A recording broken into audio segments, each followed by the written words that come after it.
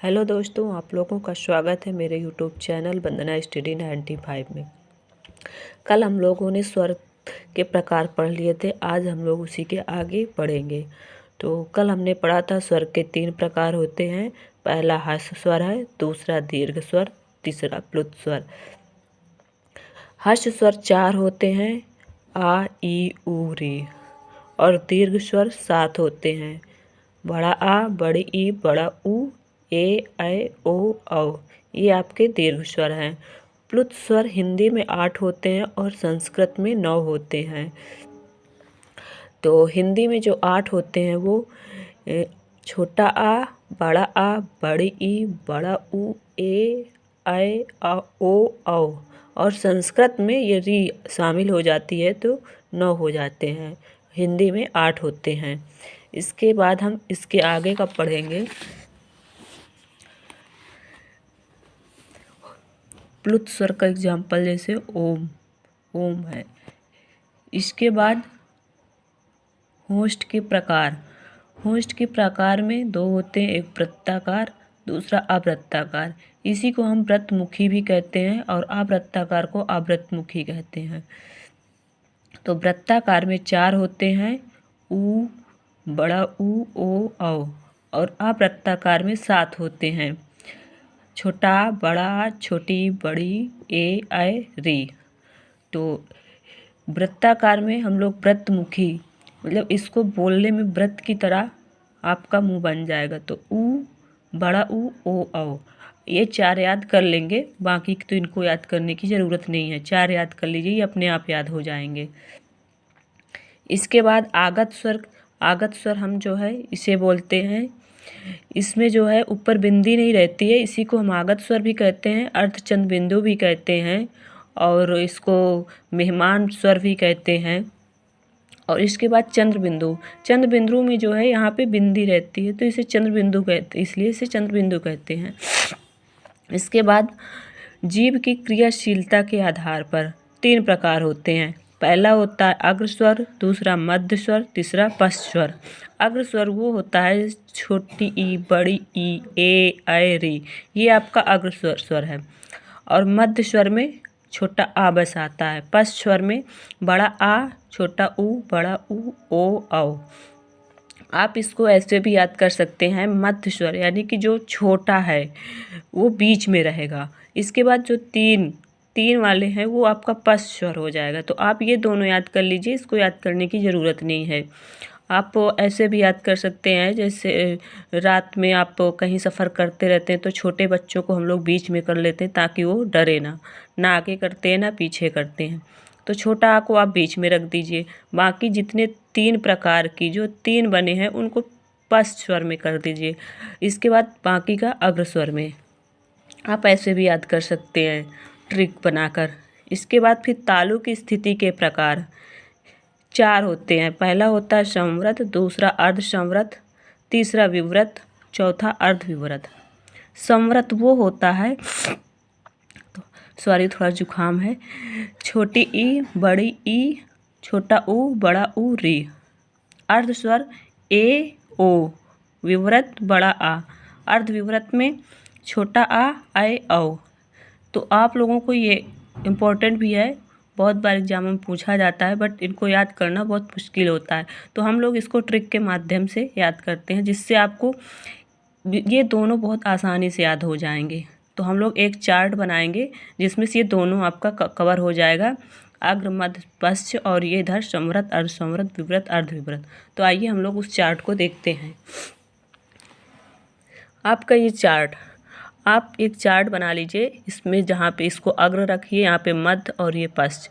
इसके बाद फिर संवृत, अर्ध संवृत। यहाँ पे आपको ध्यान देना है, यहाँ पे विवृत नहीं करना है। संवृत, अर्ध संवृत, अर्ध विवृत करना, फिर विवृत करना है।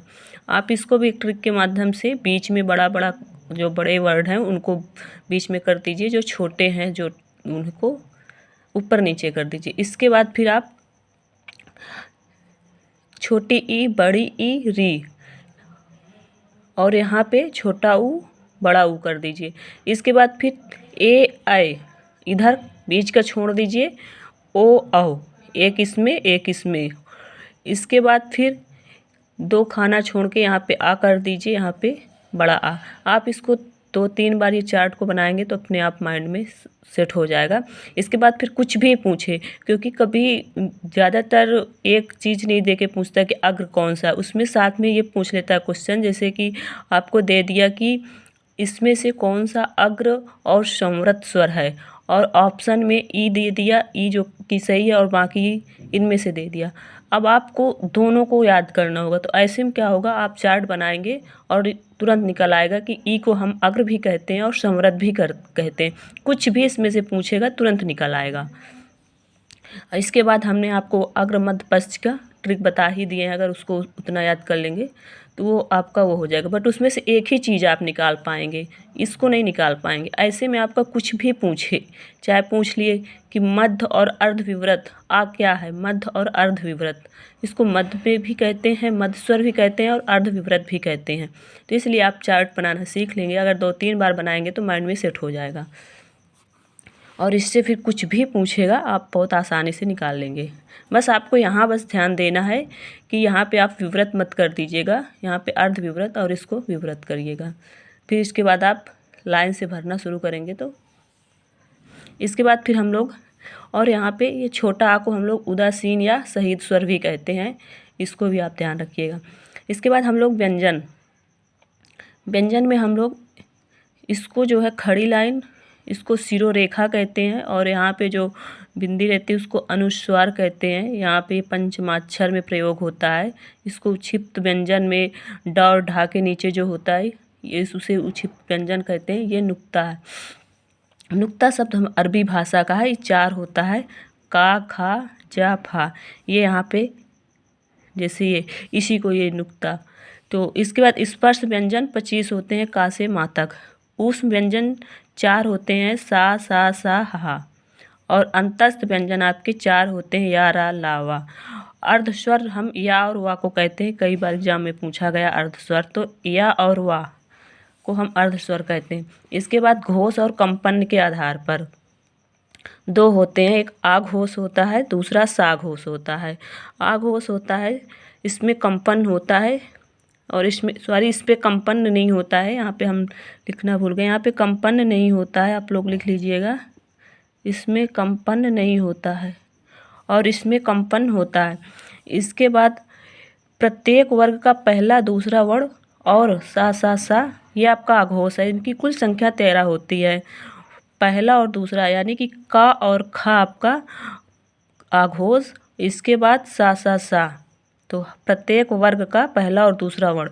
इसके बाद साघोष जो है तीसरा, चौथा, पांचवा, या, रा, ला, वा और हा, और इसी के अंतर्गत सभी स्वर आते हैं। तो इनकी संख्या कुल 31 हो जाती है।